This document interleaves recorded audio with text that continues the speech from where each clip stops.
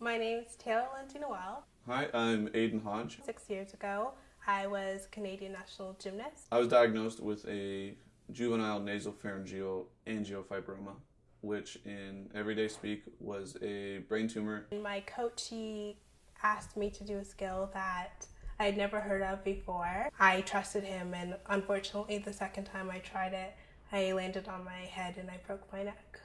Diagnosed when I was 15, so grade 10. Through lots of doctor's appointments, tests and scans, they discovered it ran all the way down to the base of my brain. So throughout those tests, I went in for several surgeries, which were all successful, thankfully. But as a result of the surgeries, my appearance changed. So I've gone for one reconstructive surgery to build up my cheekbone again, which wasn't as successful as I'd hoped. Both Aiden and Taylor had to adjust to new realities about their appearance. Psychology professor Michelle Dion says that's not easy. That good-looking people are ascribed a number of characteristics that are, for the most part, very good, very beneficial. We call it what is beautiful is good. It's called the halo effect. After his surgery, Aiden was unhappy with the way his face looked. And after her accident, Taylor went from having a super athletic body to a body that didn't fit her image of herself. Right after the accident, in 3 days, I lost 20 pounds. So I went to 85 pounds. I lost all of my muscle instantly. And so it was seeing my body deteriorate right in front of my eyes. People notice. Some people are more vocal than others about what they think and how they feel. And when somebody asks you, like, oh, what happened? Or the first thing people go to is, oh, did you get in a fight? Or things like that.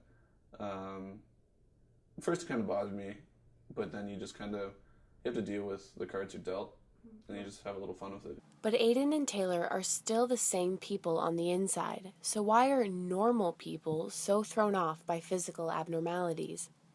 Differences sometimes signal something positive and sometimes they signal something negative, and it all comes back to what is normative. So in terms of even physical abnormalities, what we call abnormality always is in reference to what is normal. Life's really based on first impressions in general. It doesn't really matter what industry you're in. And it was always something that I noticed, even though I know people around me, they just kind of get used to it and then it's just don't really notice it anymore.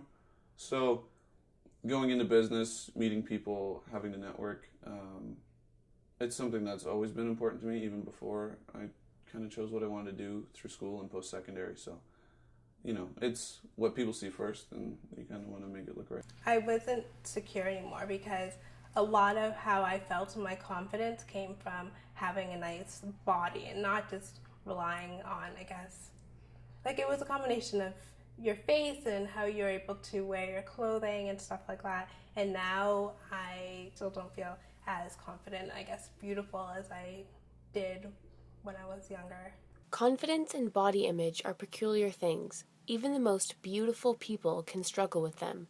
But how can we become more approving of ourselves?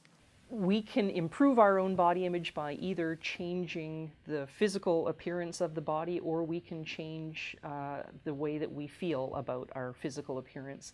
And there's a fair amount of evidence that shows that when people correct those, what they perceive as problems, they actually report then greater body satisfaction. I think I define beauty now differently. Going through this, it really shows what kind of person you are on the inside. When I see someone who I think is beautiful, I also see their personality. What your personality is like, how you can get through things, challenges in life. So I think beauty goes a lot deeper than just what you see on the outside. I like to see someone and beauty as a combination of both.